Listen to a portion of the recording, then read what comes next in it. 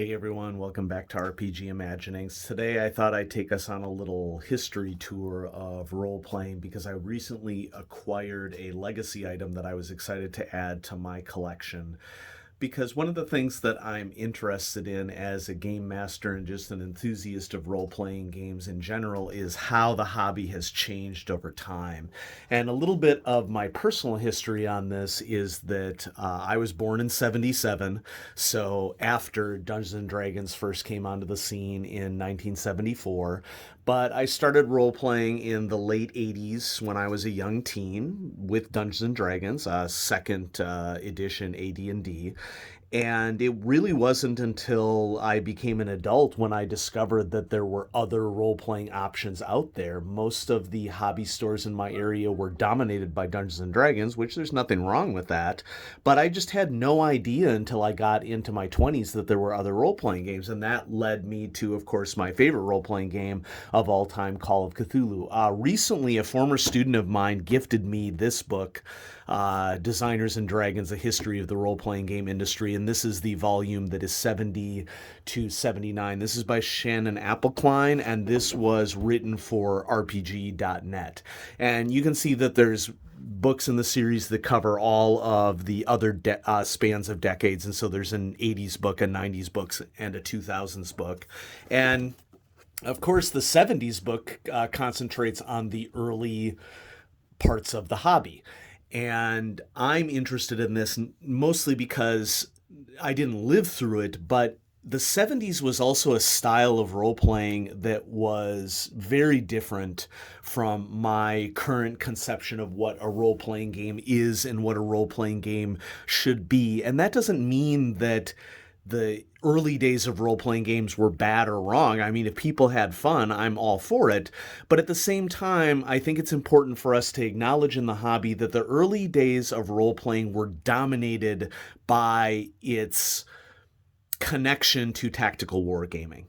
And the sorts of games that people are playing with a tactical wargaming focus are very different games than role-playing games that many of us think of today, which are essentially storytelling games that happen to have mechanics associated with them. And of course, for any given person, opinions are going to vary on how much mechanics is the right mechanics for a game. I happen to be on the side of fewer mechanics is better so that we can focus more on character and storytelling. I take more of a literature focus approach to role-playing games than I do an analytical approach, which, maybe that makes sense for me because as a scientist and as a science teacher, I want to do something different in my hobby than I do on a daily basis with the more analytical things that I do. Now, to be fair, teaching is a very social enterprise. Teaching is also very much a psychologically focused endeavor. It is not an analytical focused endeavor. When we see teachers who are more analytical, we often see them struggling a lot more than teachers who are social.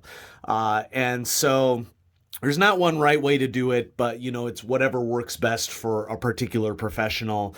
But okay, so back to the reason why I'm showcasing this book. This book contains lots of information on the early days of Chaosium, my favorite role-playing company. And right now, let's just see where I am. I'm taking my time with this one. So right now I'm on Game Science, which was a company that existed from the dates that you see here. And apparently it exists through the present, although to be fair, this book I think was published, I want to say in 2014, around there. So, there's 6 years of modern times that may not be reflected. I don't know if Game Science is still around. But the chapter before that is the Chaosium chapter. And let's see if we can get right there. Here we are. This is the Chaosium chapter. So they're talking a little bit about RuneQuest and Worm's Footnotes. Chaosium, brought RuneQuest onto the scene in 1978. And by the way, this bookmark that I created was a prop for one of the very first Call of Cthulhu games that I ran. And I had basically taken the best parts of Horror on the Orient Express and put it together into an extended one-shot. And so this was the ticket that I gave out for the Simplon Orient Express to all of my players. And the ticket also was a bookmark that they can use. And of course, I'm using my personal copy of the bookmark as well. So why show this? Well, the history of 1970s role-playing, I think, is important to acknowledge when I show you the big asset that I gained through the mail recently. And here it is. It is a first edition copy of Shadows of Yog-Sothoth for Call of Cthulhu. And it's not in the best shape. I would rate its shape to be good, on a rating scale. It has some shelf wear. Staples are, coming out a little bit, and you can see that there's some scuffing on the covers here. But I wanted to showcase this on the channel today because Shadows of Yog-Sothoth represents an advancement in role-playing that happened in the early 1980s. And I'm not describing this to dog on 1970s role-playing, but it was just basically different. So I already mentioned that 1970s role-playing was focused on tactical wargaming, more than anything. The definition of a campaign is very different in the 1970s than it is in the early 1980s. And this supplement, Shadows of Yog-Sothoth, the first major campaign for Call of Cthulhu, is an example of a game that the game itself, but also the supplement, began to change the landscape of what role players consider a campaign to be. In the 1970s, campaign was basically defined as you stringing a bunch of dungeon levels together. That's what it was. And that doesn't mean that it was bad or it was wrong. It's the hobby has developed over time. But when Call of Cthulhu and other games, and I would include RuneQuest with this as well, because Greg Stafford's very rich setting of Glorantha that he released alongside RuneQuest in 1978 really told the story of a different style of role-playing. It wasn't different just because Call of Cthulhu is an investigative role-playing game, which that is a major difference, but it was different in that adventures for Call of Cthulhu were not levels that you walk through and fight monsters on. Fighting monsters in Call of Cthulhu is a really bad idea. What sets Call of Cthulhu apart from a campaign standpoint is that this was really a series of locations in which players were moving through different places of the world to investigate the extent to which a major organization, the Hermetic Order of the Silver Twilight, was affecting an overarching story. And I'm not saying that this didn't exist in role-playing before or that other people weren't interested in the storytelling aspects of role-playing, because they certainly were, but campaign means something differently now than it meant in the early days of role-playing in the 1970s. And so Shadows of Yog-Sothoth was published in 1982, and this is a first edition copy of it, and I'm excited to show everybody, not only because this is part of the early days of campaign development in role-playing, but I also think that it's really interesting to look back to what publishing was like in the early days of the role-playing industry and how thin the margins were. And so, this black and white art that you see here is, a perfect example of that. I would argue that the layout on this book for the time is also very, very good. This is much more of a professional layout than one would expect in the early days of role-playing. And so, we're getting maps of the different locations and individual handouts. And Shadows of Yog-Sothoth was also groundbreaking as a campaign in that it was the first supplement, as far as I can tell. I think, correct me, those of you in the comments, if maybe there were proposals to do things like this when Sandy Peterson was developing a Dark Worlds campaign. But of course, if you look at the author credits for Shadows of Yog-Sothoth, Sandy Peterson was involved with it. So in the center of this book is this player information section, which it says pull out these pages, and let's double check to see if these are actually they're not even they're not even scored. So, you would have to literally cut or tear these pages out of the book to be able to use them. But the idea behind it is that this is a series of connected adventures of a role-playing game that had handouts. This was the debut of handouts in a role-playing game. And so, we need instructions on how to use handouts. And handouts in Call of Cthulhu, I think, are one of the greatest strengths of Call of Cthulhu as a role-playing game and what it does, because it's an investigative role-playing game, and the idea behind it is that you want your players to have clues that they discuss with each other and argue over and make decisions over. Check out this lovely piece of art, The Catch.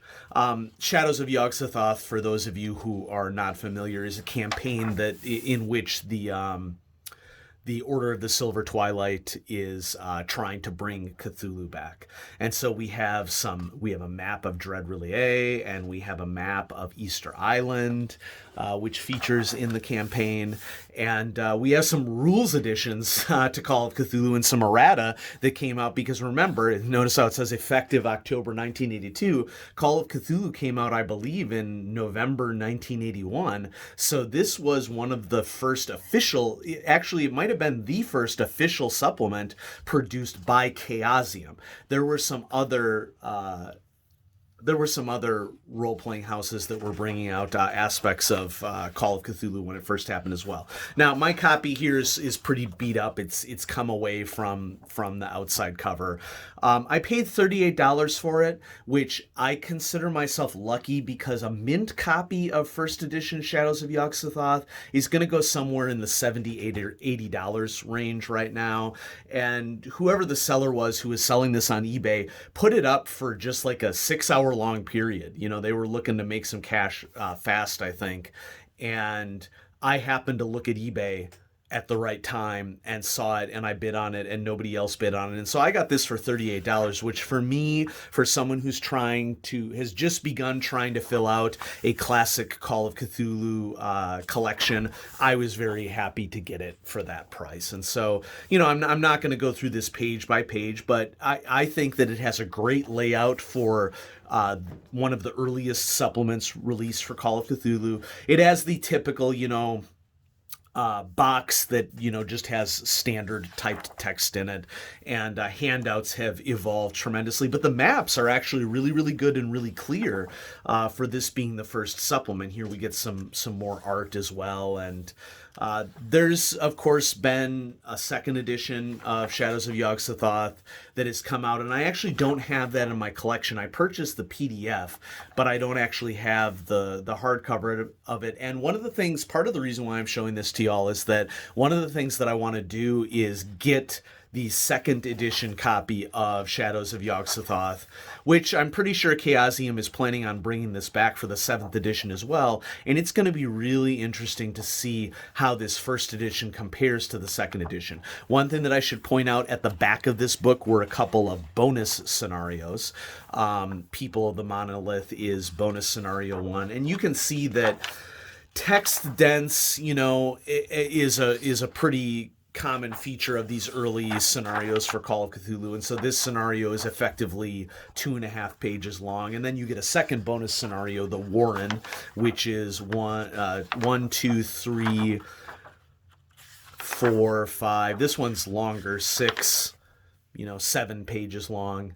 And then you get a nice little contents index here, which it's interesting because this is not an index. This is a table of contents that is appearing in the back of the book. But it's always nice to have details table of contents for this. A global campaign to save mankind. The Silver Twilight is an international organization dedicated to the destruction of the human race. As brave investigators, you must piece together passages from esoteric books, shards of ancient artifacts, and puzzling letters to discover the Silver Twilight's loathsome goals. This multi-chapter adventure begins in Boston and spans the globe. The investigators must survive and conquer the mind-shattering monsters and minions of the Cthulhu mythos. Come, journey through awesome realms of reality and match your wits and sanity against diabolical lurkers in Shadows of Yog-Sothoth. This scenario book includes 3 new adventures for the Call of Cthulhu role-playing game. Shadows of Yog-Sothoth is a 7-chapter tale of horror and suspense. Also included are 2 bonus scenarios. One is suitable for beginners and the other is perfect for experienced investigators. 8 pages of player information include corrections and additions to the Call of Cthulhu rules and a very special centerfold. That's the art that we saw. And so I'm happy to share this with you all, and I'm happy to add it to my collection. I'm actually going to seal it away in its acid-free plastic sleeve so that when I'm not reading it, it can stay intact because it is kind of beat up. And so, but I'm happy to add it to my collection, and I'm happy to share what is a critical addition to role-playing as a hobby in the form of Shadows of Yog-Sothoth for Call of Cthulhu, published in 1982. And so I hope you all enjoyed that. I have a lot of stuff to share on the channel right now, but as a teacher, we are all just super overwhelmed right now. Things are not good in my profession at all, and we are exhausted. We are essentially working 2 jobs at once. But where possible, I have some RuneQuest to share with you. I have some Traveler to share with you. I have tons of Call of Cthulhu to share with you. And so, yeah, I'm excited to bring that to RPG Imaginings coming up here in a little bit. So thanks, everybody, for watching. Have a great day.